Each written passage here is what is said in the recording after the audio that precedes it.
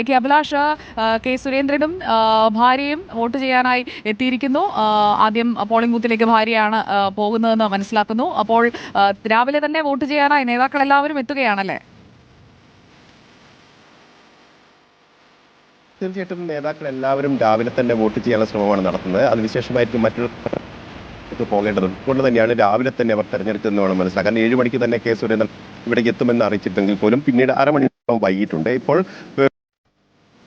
1-ാം വാർഡിലെ 2-ാം number K Surendran ആയിരിക്കും വോട്ടുള്ളത്. അവർ vote ചെയ്യാനായി ഇവിടെ ക്യൂവിൽ നിൽക്കുകയാണ്. വളരെ കുറഞ്ഞ ആളുകൾ മാത്രമാണ് ഇപ്പോൾ ക്യൂവിലുള്ളത്. ഗ്രാമീണ മേഖലയിലൊക്കെ ഈ സ്ഥിതിയാണ് ഉള്ളത് എന്ന് പറയേണ്ടി വരും.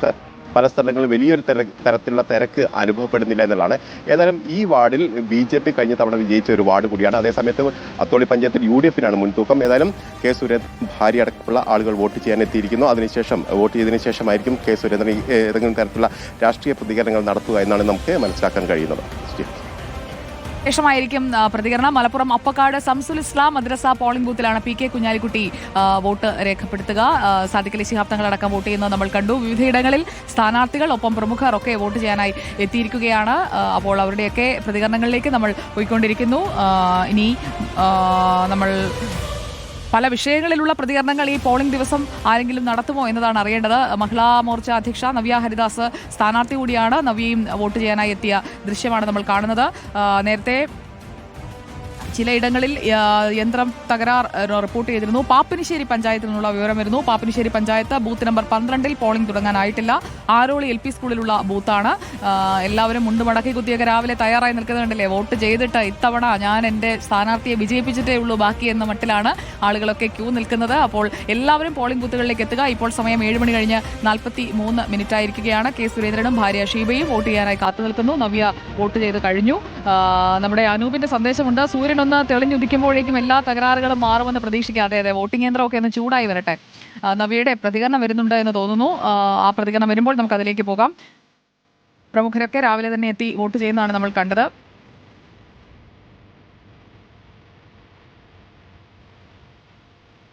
ഇപ്പോൾ നമുക്ക് അഷ്കർ അലി കരിമ്പയിലേക്ക് പോകാം. Ashkar Ali Karimba, good morning. ഇപ്പോൾ ഏത് ബൂത്തിലാണ്? എന്താണ് രാവിലത്തെ അവിടുത്തെ കാഴ്ച? തിരക്കായോ?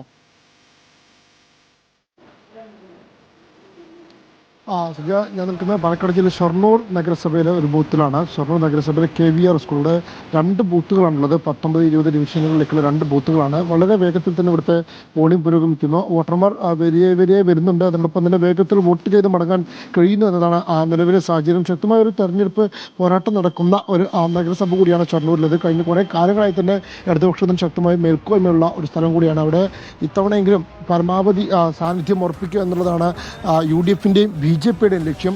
അതുകൊണ്ട് തന്നെ ശക്തമായ പോരാട്ടത്തിൽ നടക്കുന്നു. 33 ഡിവിഷനുകളുള്ള നഗരസഭയിൽ ഇത്തവണ 2 പുതിയ ഡിവിഷനുകൾ കൂടിയാണ്. അങ്ങനെ 35 ഡിവിഷനുകളിലേക്കാണ്.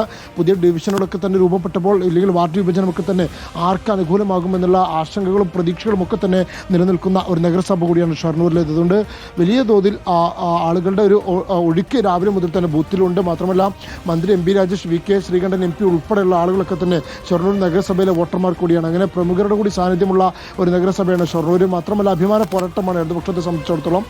കഴിഞ്ഞ തവണ വിജയിച്ച ചില കോൺഗ്രസ് കൗൺസിലർമാരൊക്കെ രാജിവെച്ച് മുന്നണി മാറുന്ന ഒരു സാഹചര്യം ഒക്കെ തന്നെ ഷൊർണൂരിലുണ്ടായിരുന്നു. അതുകൊണ്ട് ഷൊർണൂരിലെ രാഷ്ട്രീയം ഏറ്റവും പ്രധാനപ്പെട്ടതാണ്. അതുകൊണ്ട് ബൂത്തുകളിലേക്ക് കൃത്യമായി രാവിലെ മുതൽ തന്നെ വോട്ടർമാർ എത്തുന്നു. അതിവേഗത്തിൽ തന്നെ പോളിംഗ് സംവിധാനം മുന്നോട്ട് പോകുന്നു. ജില്ലയിൽ പൊതുവെയുള്ള പോളിംഗ് ശതമാനം നോക്കുമ്പോൾ നേരിയ മന്ദഗതി ഉണ്ടെങ്കിൽ പോലും മിക്കയിടങ്ങളിലും ബൂത്തുകൾ പാലക്കാട് പൊതുവെ കുറച്ചുകൂടി കഴിയുമ്പോഴേക്കും ഒരു 8 മണി 9 മണി സമയത്ത് ഒക്കെ ആകുമ്പോഴേക്കാണ് എല്ലാ ബൂത്തുകളും ഒന്ന് സജീവമാവുക അല്ലേ?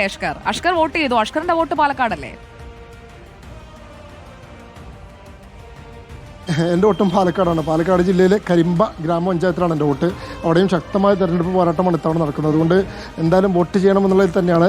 പാലക്കാട് ജില്ലയുടെ മറ്റൊരു ഭാഗമാണ് ഷൊർണൂർ. അപ്പോൾ ഈ പാലക്കാട് ജില്ലയുടെ ഭൂപ്രകൃതിക്ക് അനുസരിച്ച് തന്നെ രാഷ്ട്രീയത്തിൽ പോലും വലിയ വ്യത്യാസം വരുന്ന ഒരു ജില്ല കൂടിയാണ് പാലക്കാട് ജില്ല. അതുകൊണ്ട് മണ്ണാർക്കാട് ഉൾപ്പെടെയുള്ള മേഖലകളിലൊക്കെ തന്നെ പട്ടാമ്പി ഉൾപ്പെടെയൊക്കെ UDF വലിയ പ്രതീക്ഷ വെച്ച് നോക്കുമ്പോൾ ഈ ഷൊർണൂർ, ചിറ്റൂർ ഉൾപ്പെടെയുള്ള മേഖലകളിൽ ഇടതുപക്ഷം വലിയ പ്രതീക്ഷ വയ്ക്കുന്നു. അതുപോലെ തന്നെ പാലക്കാട് നഗര കേന്ദ്രങ്ങളടക്കം BJP വലിയ പ്രതീക്ഷ വയ്ക്കുന്നു. അങ്ങനെ ശക്തമായൊരു തെരഞ്ഞെടുപ്പ് പോരാട്ടമാണ് ഇത്തവണ പാലക്കാട് എന്നുള്ളതിൽ യാതൊരു സംശയമില്ല. അതിൻ്റെ അനക്കങ്ങൾ അല്പസമയത്തിനും തന്നെ നമുക്ക് ബൂത്തുകളിൽ കാണാൻ കഴിയും. വലിയ ആവേശത്തോടുകൂടി തന്നെ പാർട്ടി പ്രവർത്തകരടക്കം പരമാവധി വോട്ടർമാരെ വേഗത്തിൽ ബൂത്തിലെത്തിച്ച് വെയിൽ കനക്ക് മുമ്പ് തന്നെ വോട്ട് ചെയ്ത് മടങ്ങാനുള്ള ഒരു അവസരത്തിന് വേണ്ടിയാണ് ഇപ്പോൾ ശ്രമിച്ചുകൊണ്ടിരിക്കുന്നത്.